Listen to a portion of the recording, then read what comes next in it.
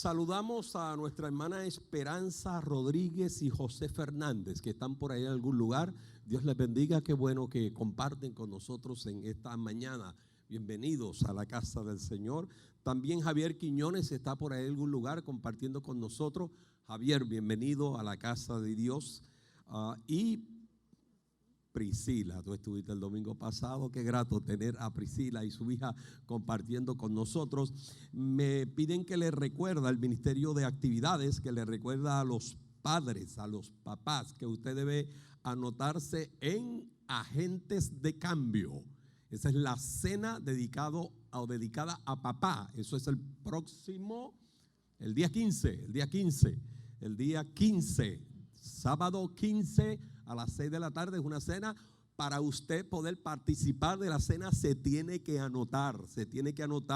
Y en la parte afuera, al terminar el culto, en algún lugar va a haber una mesa donde usted se va a anotar. Como dicen por ahí, los espacios se están acabando. Usted necesita aligerar el espacio porque se están acabando. Son bien limitados los espacios.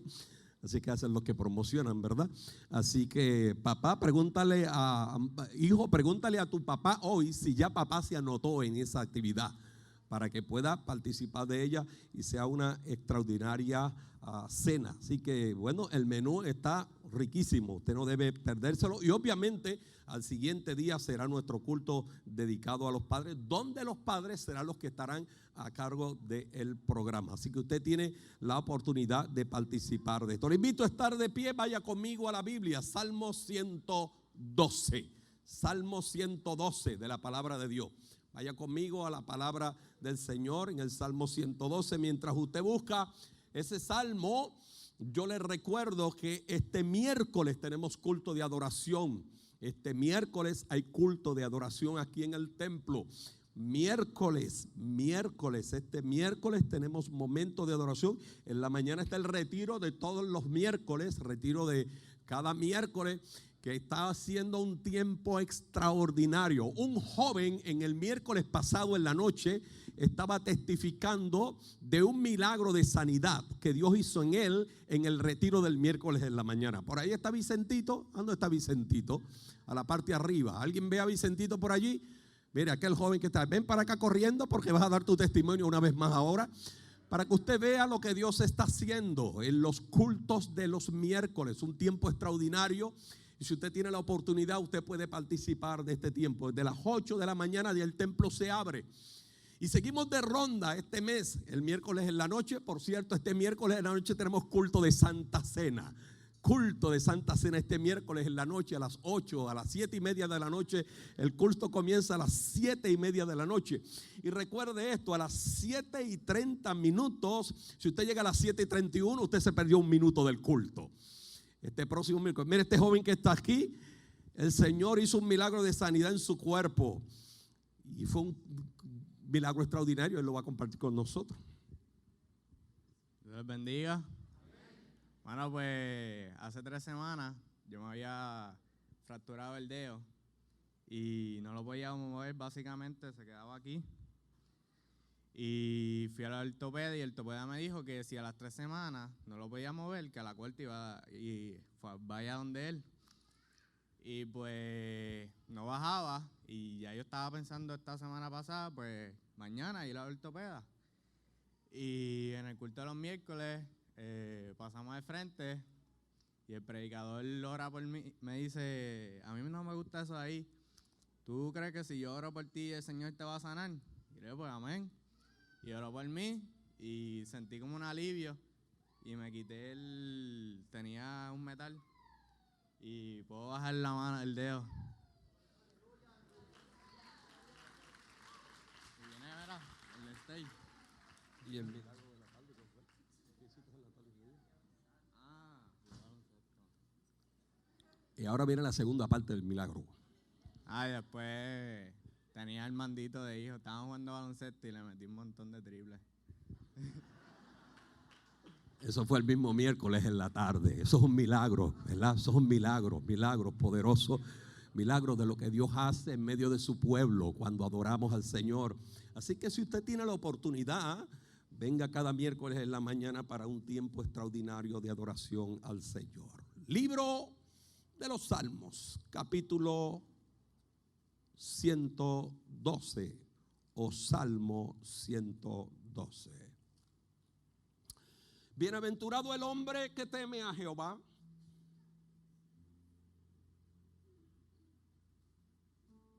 y en sus mandamientos se deleita en gran manera.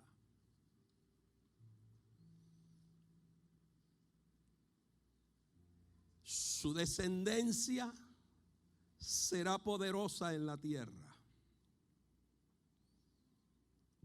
La generación de los rectos será bendita. Bienes y riquezas hay en su casa, y su justicia permanece para siempre. Resplandeció en las tinieblas luz a los rectos. Es clemente, misericordioso y justo. El hombre de bien tiene misericordia y presta. Gobierna sus asuntos con juicio, por lo cual no resbalará jamás. Y en memoria eterna será el justo. No tendrá temor de malas noticias. Su corazón está firme, confiado en Jehová. Asegurado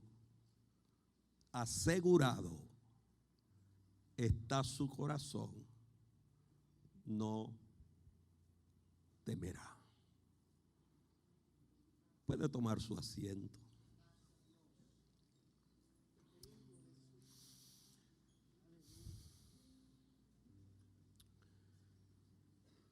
Todavía estamos recogiendo frutos de nuestra campaña evangelística en el mes de mayo. Varias familias que están aquí con nosotros hoy, a quienes le damos la bienvenida, algunos por primera vez, otros por segunda, tercera vez, son parte de esos frutos que estamos recogiendo. Sobre 50 hogares están esperando que nosotros lleguemos a ellos para ir a tener tiempos de oración, y durante este mes de junio el Ministerio de Evangelismo estará realizando ese trabajo.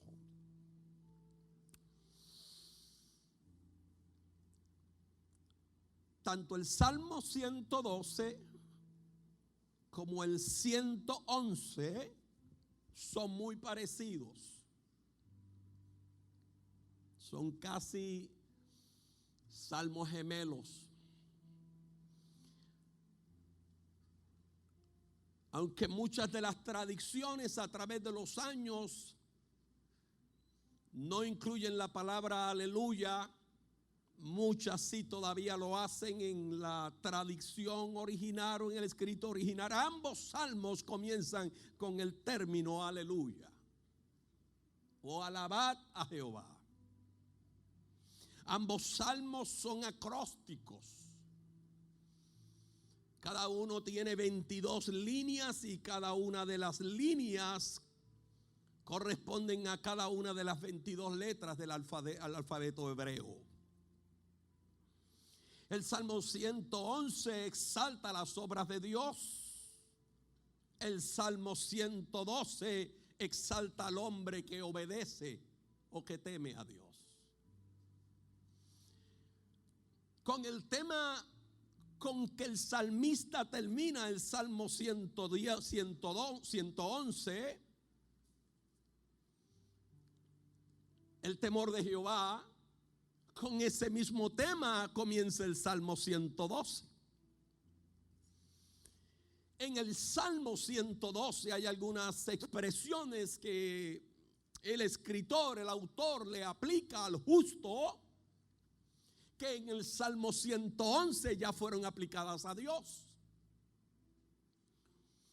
Lo que el salmista quiere hacer al utilizar términos aplicados a Dios en el Salmo 111, aplicándoselos al ser humano, aplicándoselos al justo en el Salmo 112, es mostrar que la persona de Dios, puede manifestar su carácter en la persona del ser humano. Que el carácter de Dios va a influir en el carácter del justo. Que cuando usted mira el carácter de un justo, cuando usted mira la vida de un justo, usted está viendo un reflejo de lo que es el carácter de Dios. Está viendo un reflejo de lo que es el carácter de la naturaleza divina. Este Salmo 112 no solamente relaciona las bendiciones recibidas por el justo, por aquellos que guardan los mandamientos, sino que muestra cuáles son los hechos que garantizan esas bendiciones. Hay bendición en la obediencia. Repite conmigo, hay bendición en la obediencia. La contraparte de eso es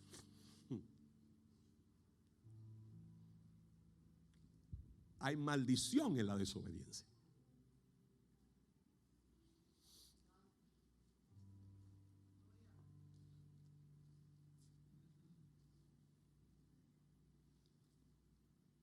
La obediencia es el acatamiento de una ley.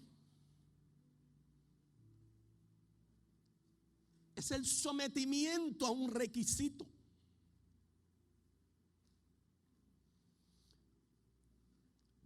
Alguien puede ejercer la obediencia de manera externa y con desgano, o alguien la puede ejercer de buena voluntad, motivada por el conocimiento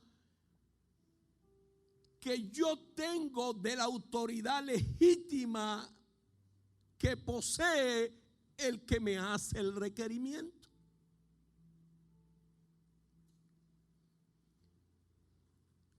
Cuando yo obedezco, cuando yo soy obediente, yo estoy teniendo conocimiento de que en que me está demandando obediencia tiene legítima autoridad para demandármela.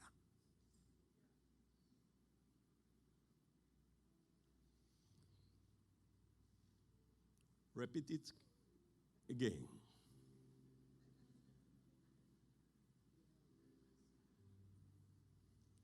La obediencia es el reconocimiento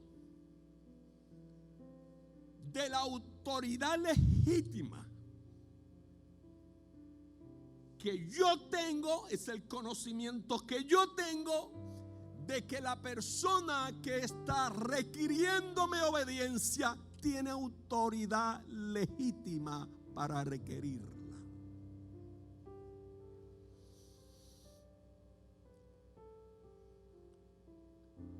Es evidente entonces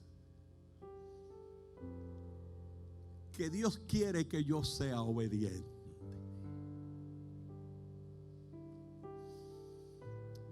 Era tan importante para Dios en la cultura hebrea y en la formación del pueblo de Israel como nación suya este concepto de la obediencia,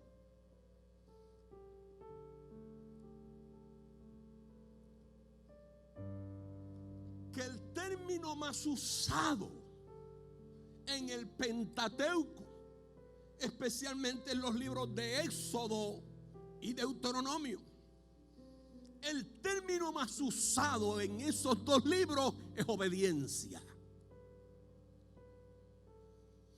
En Éxodo lo usa con frecuencia para la generación que salió de Egipto, y en Deuteronomio lo usa para la generación que se levantó en el desierto, que le siguió a la generación que salió de Egipto.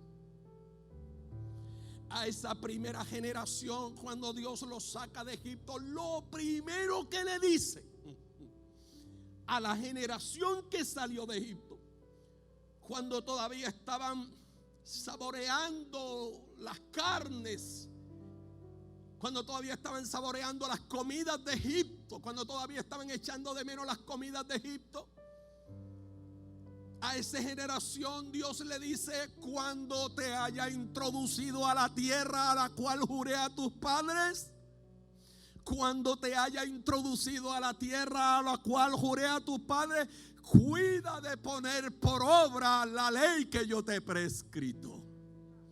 A la generación que se levanta en el desierto, esa generación posterior a la generación de Moisés, Dios le habla en el libro de Deuteronomio. Y lo más que insiste Dios a este libro es en cuáles son las bendiciones que tiene la obediencia. Y le dice lo mismo que le dijo a la primera generación: cuando entres a la tierra que juré a tus padres que yo le daría, cuídate de poner por obra y poner por acción las leyes que yo he prescrito delante de ti. De tal manera que Dios quiere resaltar cuáles son las consecuencias de la desobediencia y cuáles son los beneficios de la obediencia. Dios le dice a ambas generaciones que hay beneficios en la obediencia, y le dice a ambas generaciones que hay consecuencias en la desobediencia.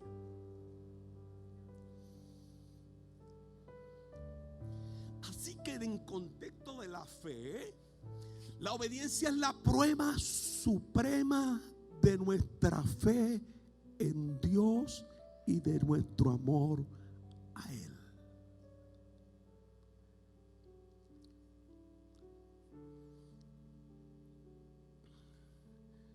La mayor prueba, la mayor evidencia que yo puedo presentar de que yo tengo fe en Dios y de que yo lo amo a Él es mi obediencia.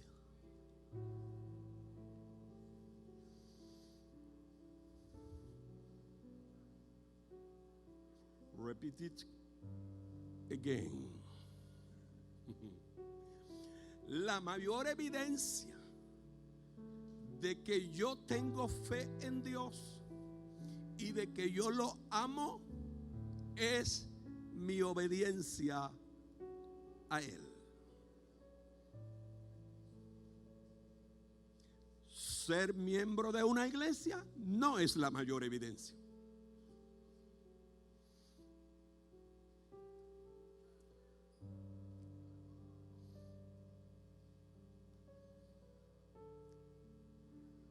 Venir al culto con una camisa azul marino por fuera en vez de venir con corbata y gabán un domingo no es la mayor evidencia.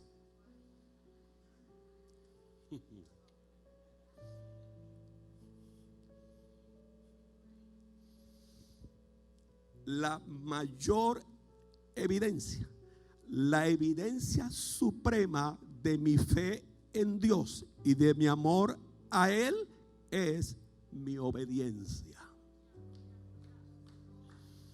Dile a tu hermano: hay bendición en la obediencia.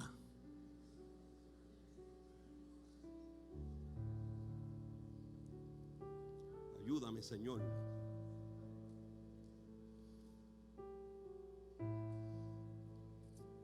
Dios le habla a Saúl a través del profeta. Saúl está en la cúspide de su ministerio, de su vida. Saúl ha logrado los éxitos más grandes que un rey puede haber logrado. Las próximas elecciones Saúl las va a ganar fácil. No tiene contrincante. Está en la cúspide de su éxito.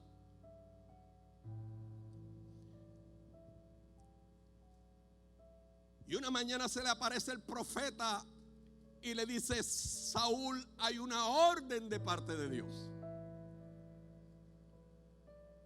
Sal con tu ejército, llega a la tierra de Amalek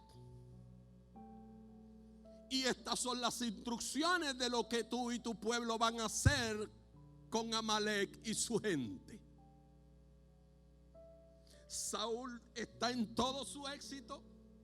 Arranca hacia la tierra donde están los amalecitas. Comienza a cumplir todas las órdenes que Dios le había dado. Se llevó el listado, obediente a todo lo que Dios le había dicho. Cuando concluye su tarea, se acercan de alguna manera líderes, oficiales, asesores a Saúl. Y le dice a Saúl: mira, Saúl, hemos exterminado todo. Hemos hecho todo lo que Dios nos ha dicho que hagamos. Pero hay bienes que han sobrevivido. Hay ganado de los amalecitas que nos pueden servir a nosotros. Sabes que nuestra economía necesita de los ganados, de las ovejas, de las vacas de los amalecitas. Y podemos llevarnos todas estas cosas hacia nuestra tierra para invertirlas de tal manera que la economía nuestra pueda florecer. Cuando Saúl miró el listado de lo que Dios le había dicho, en el listado no estaba eso. Saúl sabía que eso no era obediencia a lo que Dios le había dicho. Pero Saúl se dejó influenciar por sus asesores, por sus consejeros y por la probabilidad de tener una mejor economía cuando llevara esas cosas a su tierra. Y se llevó las vacas y se llevó lo mejor de los amalecitas y los colocó en los mejores lugares y comenzó a darle la mejor atención de lo que tenía. Regresó a su reinado en el éxito. Había aplastado a los amalecitas. Los amalecitas habían pagado lo que les habían hecho a los israelitas anteriormente. Así que en su consejo de asesor, Saúl se reunió después de la guerra y evaluó la guerra con sus militares. Y la evaluación de la guerra es que todo fue un éxito, que todo salió tal como estaba programado salir. Se terminó la reunión. Se fueron los asesores y los consejeros de Saúl. Y Saúl se sentó en su trono satisfecho de lo que había logrado y de la evaluación exitosa de su empresa. Cuando de momento llega uno de los siervos de Saúl y le dice: mi señor el rey, hay un profeta llamado Samuel que está afuera y necesita conversar con usted. Saúl mandó a pasar el profeta. El profeta pasó y le preguntó a Samuel: ¿cumpliste con lo que Dios te había dicho? ¿Fuiste obediente a lo que Dios te dijo?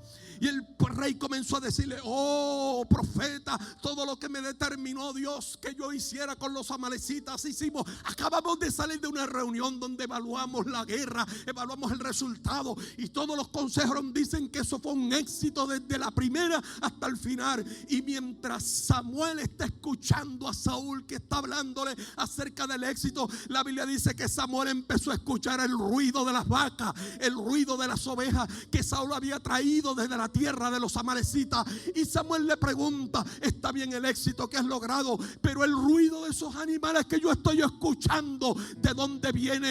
¿Quién trajo esos animales aquí? Y es causa, lo que ocurre es que eso era lo mejor que quedaba. Era bueno para la economía. Me lo recomendaron, me asesoraron de que me lo trajera. La escritura dice que Samuel, y estoy parafraseando ese encuentro, Samuel le mira y le dice: pero eso no fue lo que Dios te pidió que tú hicieras. Eso no es lo que se llama obediencia suprema al Dios el cual tú estás viviendo. Le dice Samuel al rey: ciertamente el mejor obedecer que los sacrificios y el prestar atención, oír lo que Dios habla, que la grosura de los carneros.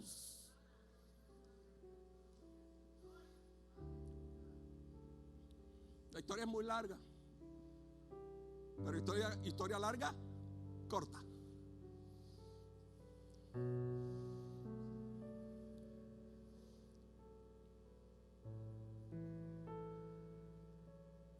Saúl se sintió y le pidió al profeta: ¿podemos ir a adorar al templo? El profeta era un vidente de Dios que conocía lo que es la suprema obediencia a Dios. Le dice: yo no puedo descender contigo al templo, La escritura dice que Samuel dio la vuelta para salirse del encuentro con su rey. Y de momento el rey trató de extendió su mano para tratar de agarrarse de las vestiduras del profeta. Y dice que logró tomarlo por el manto para que el profeta no se fuera. Pero la escritura dice que el pedazo de tela que agarró del manto del profeta se rasgó. Y Saúl se quedó con un pedazo de la tela, de la vestimenta del profeta en la mano. Y ahí mismo el profeta lo mira y le dice: de la misma manera que se ha rasgado de mí la vestimenta, así te ha rasgado Dios del reinado de Israel. Tu tiempo sobre el trono se acabó. Tu tiempo como rey se terminó, porque ya Dios se ha dispuesto de otro rey conforme al corazón de Dios.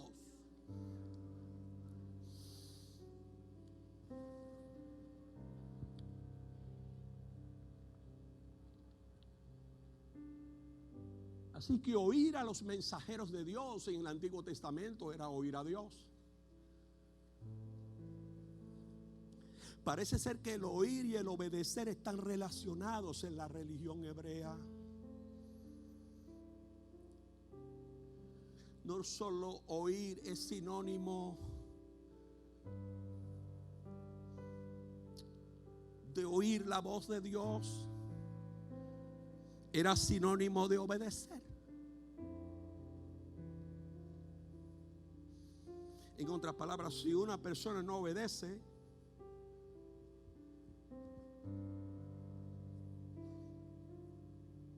realmente indica que no ha oído.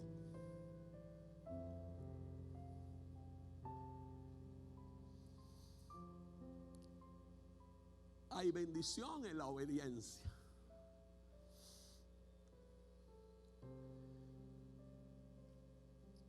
Todas las promesas de prosperidad que Dios le dio a Israel estaban condicionadas a su obediencia al pacto que él había hecho con ellos en el Sinaí. Desafortunadamente la historia de Israel se caracterizó por una constante negativa a seguir el plan de Dios y a no obedecerlo. Por lo tanto, todos los problemas de la nación de Israel en el Antiguo Testamento se relacionan directamente con su obediencia o desobediencia a Dios. Uno le saca una fotografía a las problemáticas de Israel en el Antiguo Testamento y descubre que no hay una sola situación de crisis en Israel que no esté relacionada con su desobediencia.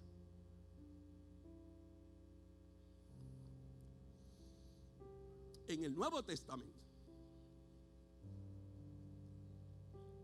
el término obediencia viene de un griego o del griego upakoi. Obediencia en el Nuevo Testamento viene del griego upakoi, que significa oír. Por eso es que en el Nuevo Testamento está con frecuencia la expresión: el que tenga oídos, oiga.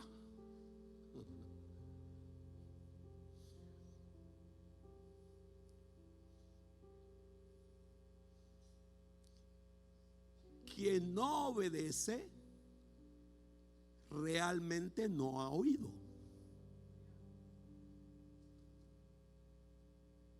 Eso puede sonar cacofónico. Eso puede sonar hasta contraproducente. Sin embargo, Jesús dijo: el que tenga oídos para oír, oiga. Es que eso es sentido común. Si tú tienes oídos, ¿es para qué? Para oír. Se supone que si tú tienes oídos, oigas. Entonces, si se supone que si yo tengo oídos, yo oiga, ¿por qué Jesús dijo: el que tiene oídos para oír, oiga?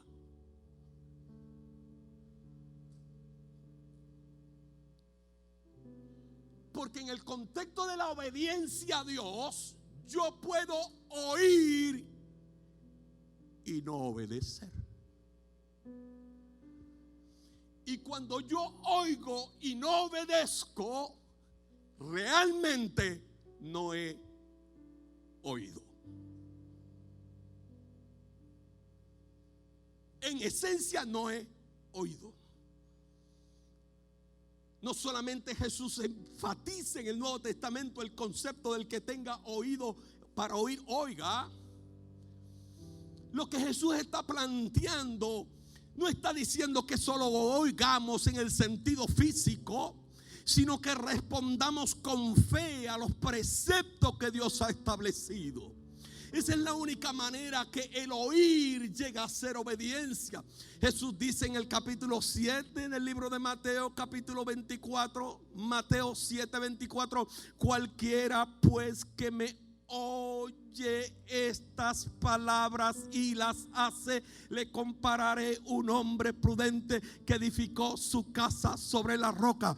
Así que para nosotros oír debe significar que obedezcamos.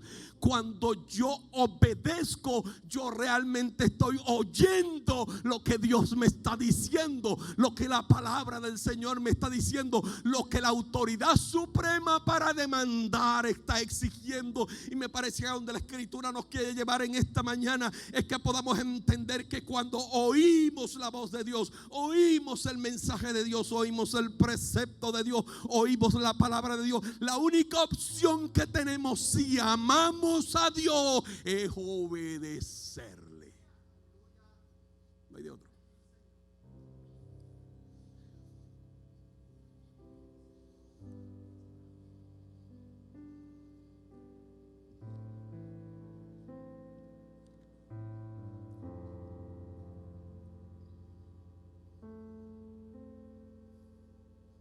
¿Cómo alguien? ¿Qué debe hacer alguien para obedecer? Salmo 112. Salmo 112.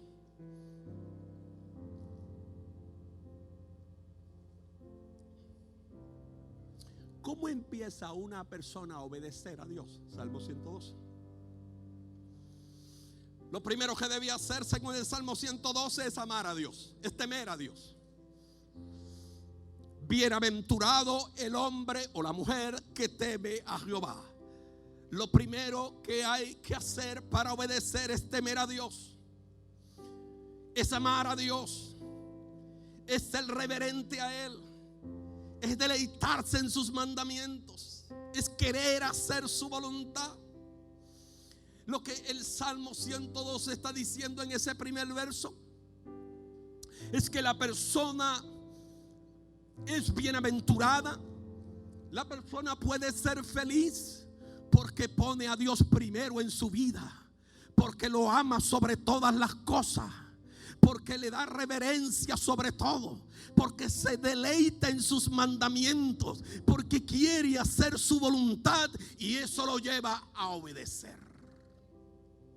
Primer paso, según el Salmo 112, para yo ser obediente, debo temer a Dios, debo amar a Dios, debo reverenciar a Dios, debo reconocer quién es Dios, debo reconocer su autoridad suprema para exigirme la obediencia. Debo poner a Dios primero en mi vida. Cuando pongo a Dios primero en mi vida, cuando me deleito en sus mandamientos, cuando le guardo reverencia, cuando lo amo, estoy listo para obedecerlo.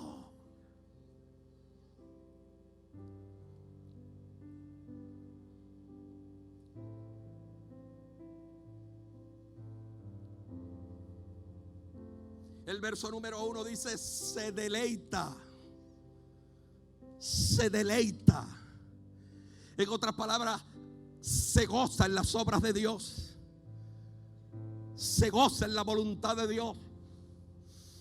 Cuando habla de gozarse en las obras de Dios, no solamente habla de las, se refiere a las obras que Dios hace en la naturaleza y en la creación, sino en las obras que está haciendo en Él. Las obras de Dios no solamente hablan de lo que Él está haciendo en la creación, no solamente lo que mis ojos contemplan en el otro lado. Para yo poder ver las obras de Dios, no solamente tengo que abrir los ojos de mi vista psicofísica, yo tengo que abrir los ojos de mi vista espiritual, porque yo tengo que ver las obras que Dios está haciendo en mí. Yo tengo que ver las obras que Dios está haciendo en mí. Y puede ser que yo las entienda, pero es Él el que la está haciendo. Y cuando yo me deleito en lo que Dios está haciendo en mí, yo estoy entrando en el proceso de obedecer su palabra, de ser obediente. Y la obediencia a Él me va a traer bendiciones. No siempre yo entiendo lo que Dios está haciendo en mí. No siempre yo comprendo lo que Dios está haciendo en mí. No siempre yo entiendo que Dios está llegando a mí de la manera que tiene que llegar. Y me está pasando por procesos que yo quiero que me pase. Pero yo no tengo que entenderlos ni comprenderlos. Yo no tengo que aceptarlo. Yo no tengo que entender lo que Dios está haciendo en mí. Si es una obra que Él está haciendo en mí, yo me voy a deleitar en las obras de Dios y voy abriendo el camino para ser obediente.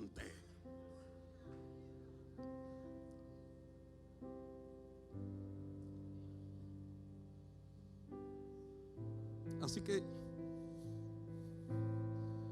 a deleitarse, a deleitarse, a deleitarse, a deleitarse, a deleitarse.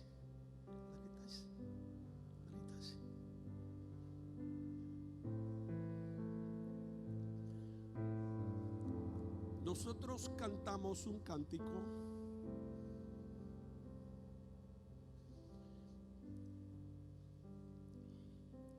que parte de la letra dice: interrumpe mi vida.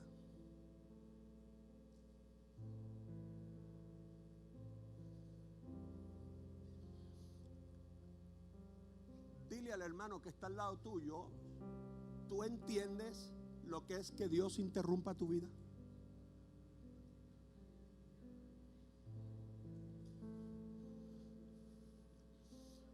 Porque cuando cantamos interrumpe mi vida, acompañados por Dalisa, por Antonio, por Natanael, y por Luis, y por Eliú, y por el coro de adoración, y esa música bien combinada como ellos la hacen, y Carlos Encarnación en la percusión menor, y esa música sale pero extraordinaria, bien combinada, música con tiempo, y sale la melodía y empezamos a cantar y levantamos las manos: interrumpe mi vida.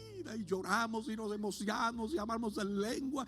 Y hay veces que Dios interrumpe nuestra vida como nosotros no queremos que la interrumpe. Y entonces empezamos a no deleitarnos en lo que le estamos cantando a Dios que hagamos. Porque no siempre que Dios interrumpe nuestra vida, la interrumpe con lo que hay en nuestra mente cuando le estamos cantando. Es más, en la mayoría de las ocasiones lo que no está en nuestra mente es lo que Dios no va a usar para interrumpir. Él va a usar lo que está en su soberana voluntad, lo que Él sabe que nos va a hacer crecer, lo que Él sabe que Él va a hacer, que nos va a bendecir. Y cuando no empezamos a entender lo que Dios está haciendo, entonces el cántico como que se...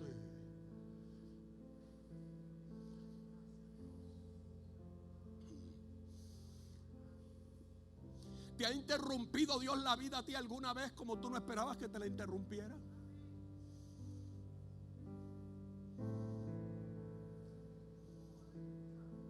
Porque cuando Dios interrumpe vida, cuando es Él que la interrumpe, cuando es Él el que la interrumpe, cuando es Él el que la interrumpe, no importa cómo la interrumpa, no importa de qué manera la interrumpa, no importa en qué etapa de mi vida la interrumpa, ni por cuánto tiempo la interrumpa, yo debo deleitarme en Él. Yo debo deleitar. Eso es parte de las obras de Dios en mí. Eso es parte de lo que Dios puede hacer, está haciendo en mí. Y hay veces que Dios interrumpe y nos reímos. Y hay veces que Dios interrumpe y lloramos. Y hay lágrimas, y hay dolor, y hay tristeza. Pero eso no significa que todo está fuera del control de Dios.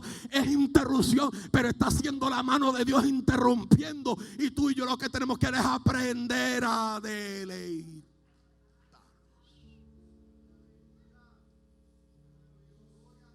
Interrumpe mi vida.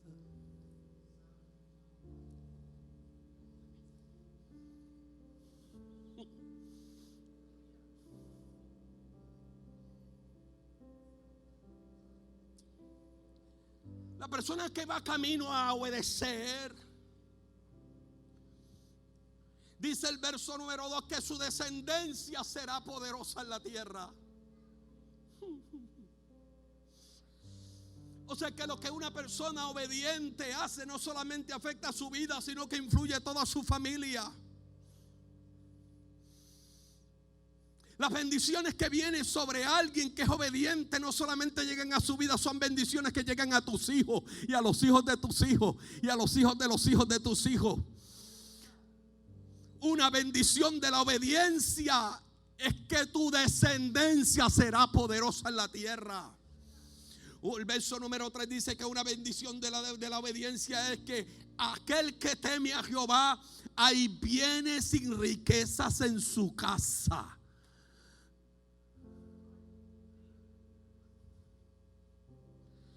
Que al final del camino lo que quiere plantear es que la fuente de nuestros bienes es Dios, que es Dios el que provee, que Dios te llena de milagros, de provisión diariamente, que Dios hace provisiones cuando menos tú lo esperas, que Dios abre las ventanas de los cielos y derrama bendiciones sobre ti. Cuando tú eres obediente, no solamente tu generación será poderosa, sino que habrá abundancia, habrá fuente de bienes en tu casa de parte de Dios.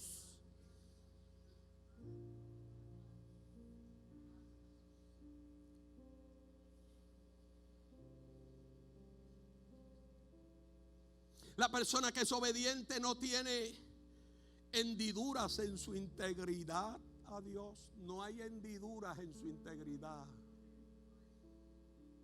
No hay hendiduras en su integridad. No hay hendiduras. Es obediente delante de y es obediente delante de nadie. Es obediente cuando todo el mundo lo ve y es obediente cuando nadie lo ve. Es obediente cuando está al ojo público y es un obediente cuando el ojo público no está sobre él. Cuando está solo, cuando tiene la oportunidad de hacer lo que no está bien, pero se mantiene haciendo lo que está bien, porque no hay hendiduras en su integridad. No hay hendiduras en su integridad.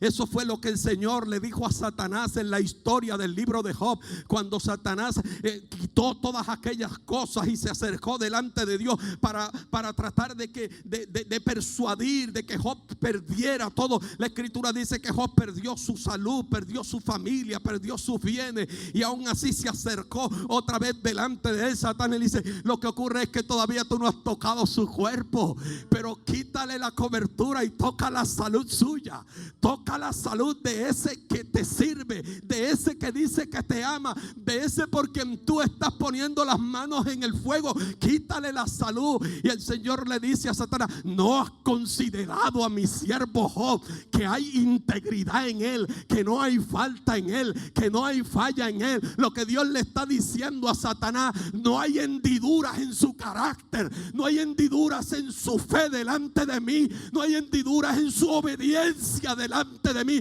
Ese es el tipo de obediencia que Dios quiere que tú y yo tengamos hoy.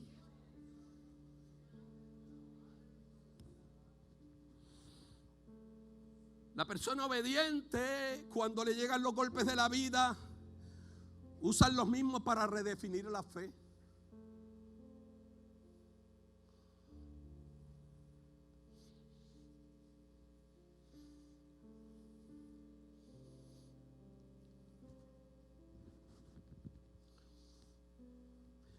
Pasan de interpretar la fe en el templo para interpretar la fe en la vida.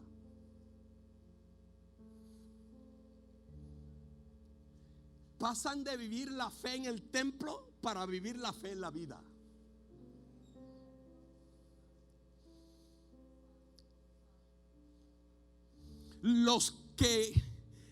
La persona que es obediente, que no tiene hendiduras en su integridad, que usa los golpes de la vida para redefinir su fe, que interpreta su fe no solamente en el contexto del templo, sino que la reinterpreta en el concepto de la vida. A ellos parece referirse el Salmo 125, el verso 1, cuando canta diciendo: los que confían en Jehová son como el monte de Sión, que no se mueve, sino que permanece para siempre. Si tú eres un hombre y una mujer obediente a Dios, eres como el monte de Sión. Eres como el monte de Sión, que no te mueves, sino que permanece para siempre. Lo que el salmista está haciendo en este Salmo 125, cuando habla del monte de Sión, es que él comienza haciendo una descripción de lo que significa confiar. Él compara a los que confían en Jehová con un monte. En su comparación con el monte, nos da a entender lo firme que es la fe de una persona que ha puesto su confianza en Dios y que es obediente a Dios. Al comparar el que confía en Dios con un monte, y estando persuadido que un monte es una elevación natural de terreno, el salmista contempla la posibilidad de moverse hacia otra posición. Nos sugiere la idea que el que está confiado está fijo en la promesa, sin contemplar la posibilidad de moverse hacia otra posición. Cuando tú eres como el monte de Sión, no hay nada que te mueva, no hay nada que mueva tu fe. Los vientos podrán soplar, los huracanes podrán venir, las tormentas podrán llegar, María podrá aparecer, pero tu fe no se va a mover, tu fe no se va a hacer sacudida, tu fe se va a mantener firme. Eres como un monte, no te mueves, sino que permanece para siempre. Los montes no se mueven de un lugar a otro, muy por el contrario, permanecen en su posición geográfica donde fueron creados. Tú fuiste creado como un monte de Sión, y no hay nada que te pueda sacar de ese lugar. Nada podrá moverte de tu fe mientras tú te mantengas como un monte de Sión en obediencia a Dios.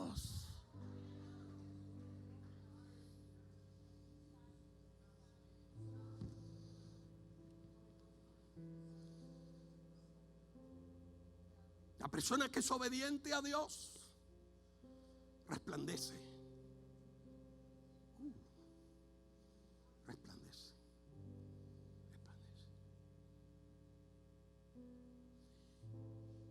Y podrás estar en una cárcel.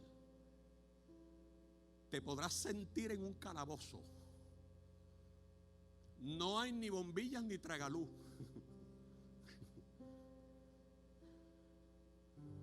Lo que hay es oscuridad por todo el lado. Hay etapas en la vida en donde las luces se apagan, en donde los reflectores de tragaluz se cubren de negro, y tú sientes que estás en la oscuridad más densa.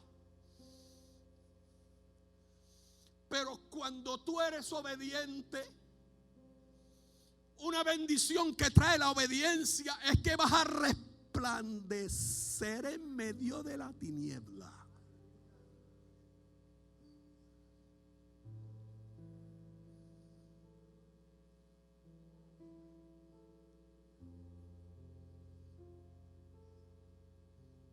Juan el Bautista estaba desarrollando un ministerio poderosísimo. Y vienen unos tipos donde Jesús habla de Juan el Bautista.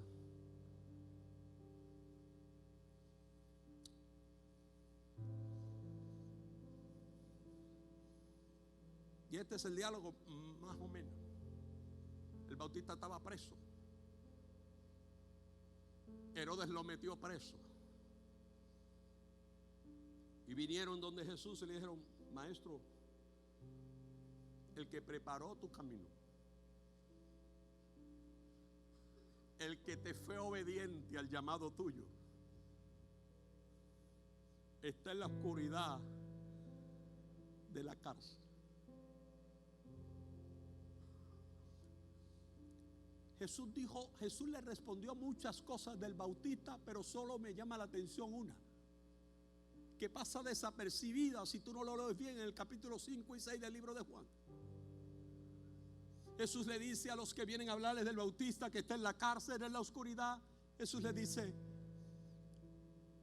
Juan el Bautista era una antorcha que ardía y alumbraba.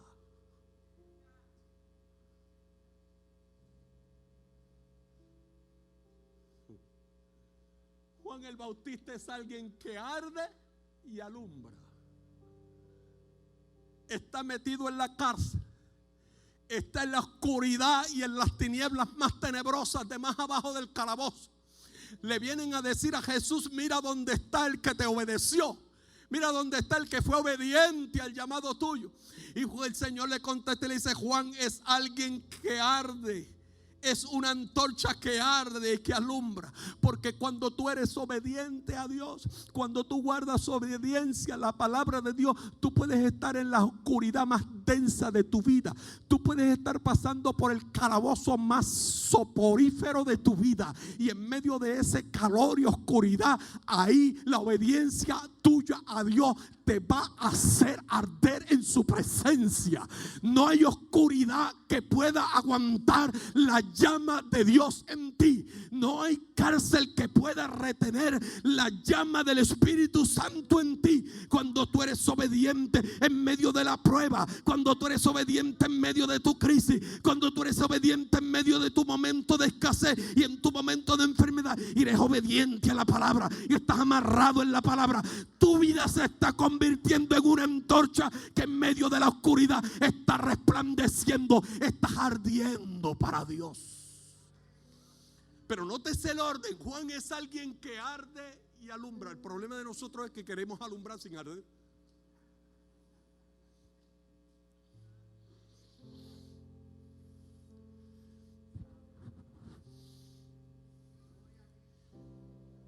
Nuestro problema es que queremos ministerios que alumbren sin primero arder. Queremos vidas que alumbren sin primero arder. Y el llamado en esta mañana es para que tú y yo ardamos, resplandezcamos en medio de la presencia del Señor. La Escritura dice que no solamente va a resplandecer, la Biblia dice que el que confía en Jehová guarda, gobierna sus asuntos con juicio. El verso número 6 dice que aquel que confía en Jehová, que aquel que obedece, que es obediente. El verso 6 dice: no resbalará jamás. El Salmo 111 nos está hablando acerca del poder que tiene Dios para guardarte de medio del resbalón de la vida cristiana. La vida puede ser resbaladiza. Hay situaciones que te pueden hacer resbalar, pero mientras tú estés obedeciendo la palabra de Dios, tu fe se mantendrá firme. Y dice el salmista que no resbalará jamás. El Salmo 121, el verso 3 dice: no dará tu pie al resbaladero. No dará tu pie al resbaladero. Si tú eres obediente, Él no dará tu pie al resbaladero. El verso número 7 da otra bendición de aquel que obedece a Dios. Dice que no tendrá temor de malas noticias.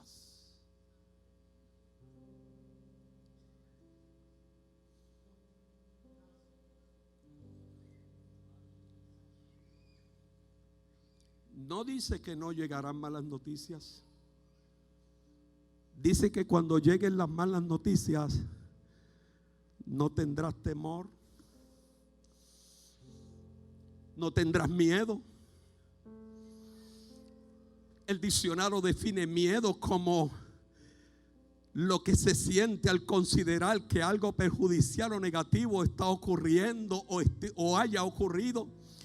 Tener miedo es asustarse, es espantarse, es atemorizarse.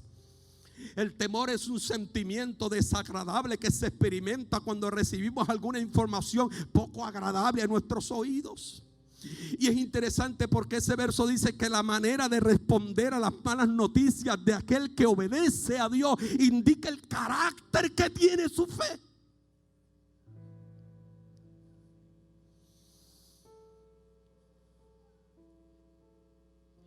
Dice verso 7: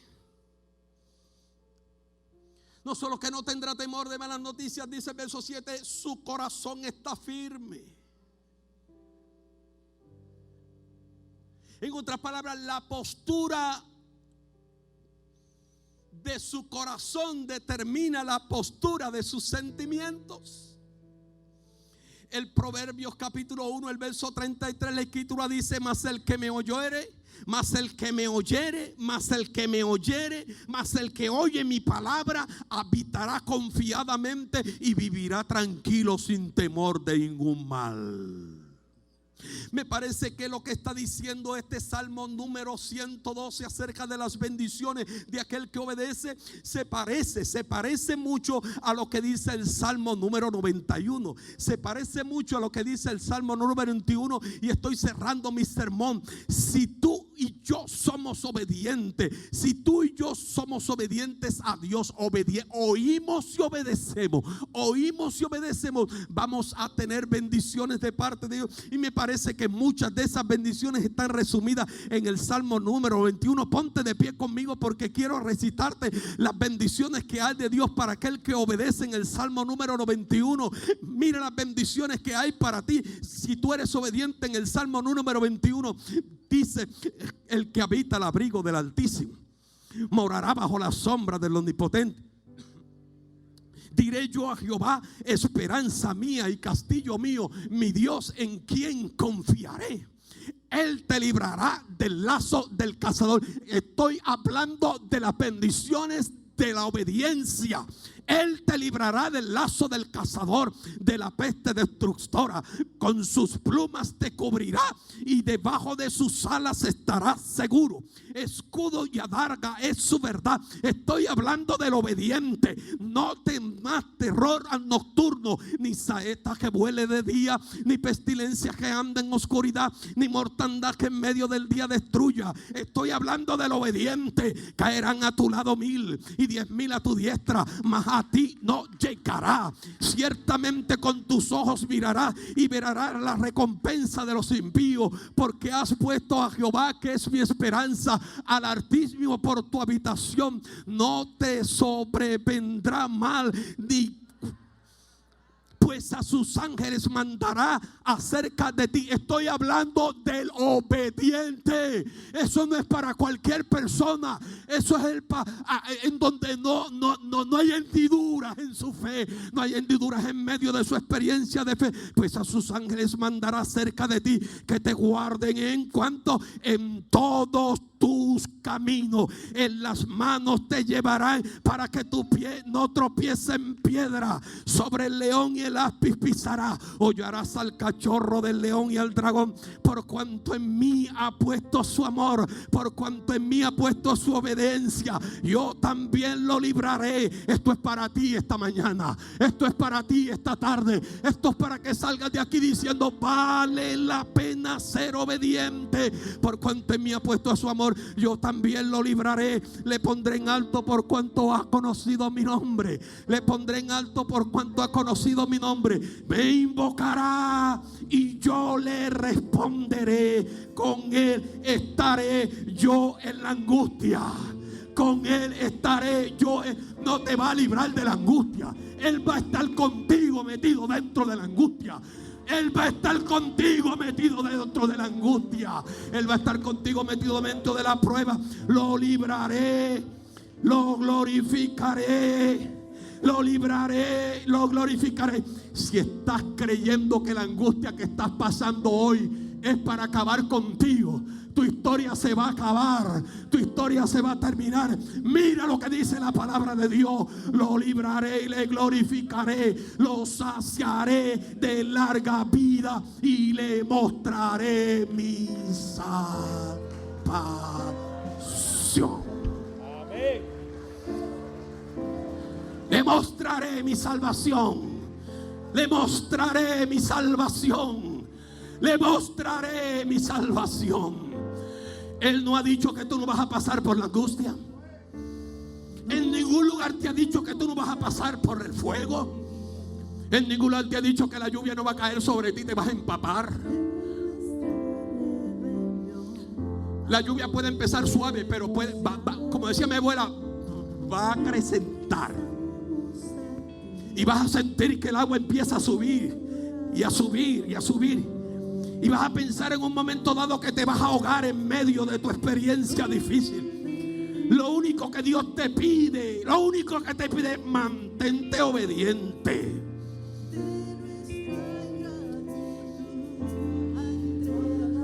Porque aunque pases por el fuego no te quemarás. La llama va a arder, pero no va a arder en ti. Vas a pasar por las aguas, pero no te vas a negar. Los ríos no te van a ahogar. Los mares no te van a ahogar. No vas a perecer ahogado. A todo lo que pasa con usted no sabe lo que yo estoy pasando hoy. No sé lo que estoy pasando hoy.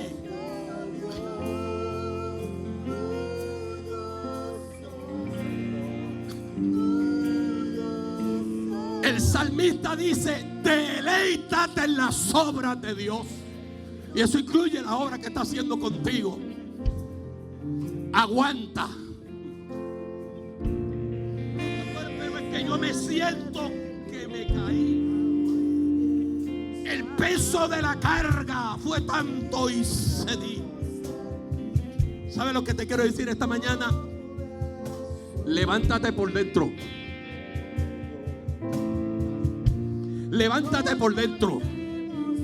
Levántate por dentro. Levántate por dentro. Ponte de pie por dentro. Y camina en la obediencia a la palabra de Dios. Y Él será tu sustentador. 1, 2, 3. Y abro este altar para alguien que necesita amarrarse a la obediencia a Dios. Amarrarse a la obediencia a Dios. Amarrarse a la obediencia a Dios. Es el antiguo escritor diciendo: Jehová Dios dio, Jehová Dios quitó, sea su nombre bendito para siempre. Mi Señor Jesús, gracias por tu palabra.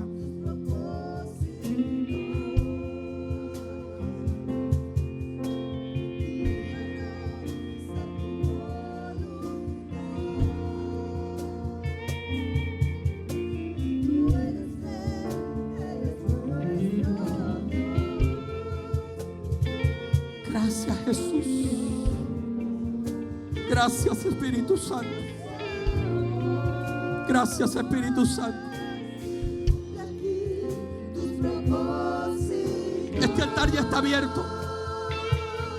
Si hay alguien aquí que necesita reconocer a Jesús como Salvador o reconciliar su vida de fe con Dios, levanta tu mano donde estás ahí. Alguien que quiera reconciliar su fe con Dios, levanta tu mano allí. Mientras este altar ya está abierto para todo aquel que quiera pasar, para todo aquel que quiera venir al altar y terminar este tiempo de adoración en el altar.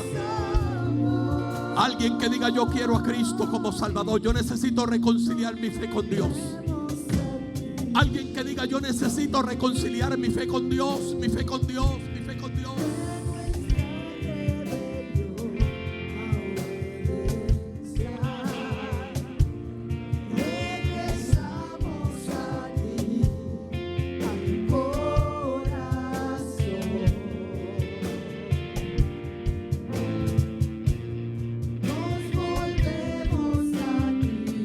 Gracias, Espíritu Santo, gracias, Espíritu Santo, gracias. Gracias, Espíritu Santo. Ven al altar como tú desees llegar. Ven delante de Él y dile a Él: te necesito, Jesús. Te necesito, Espíritu Santo, te necesito.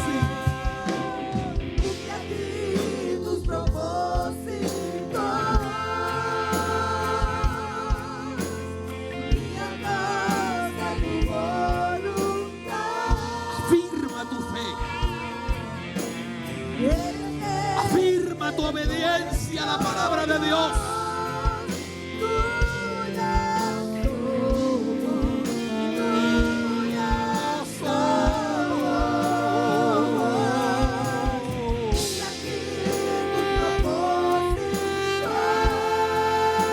Que nada te mueva. Que nada te mueva.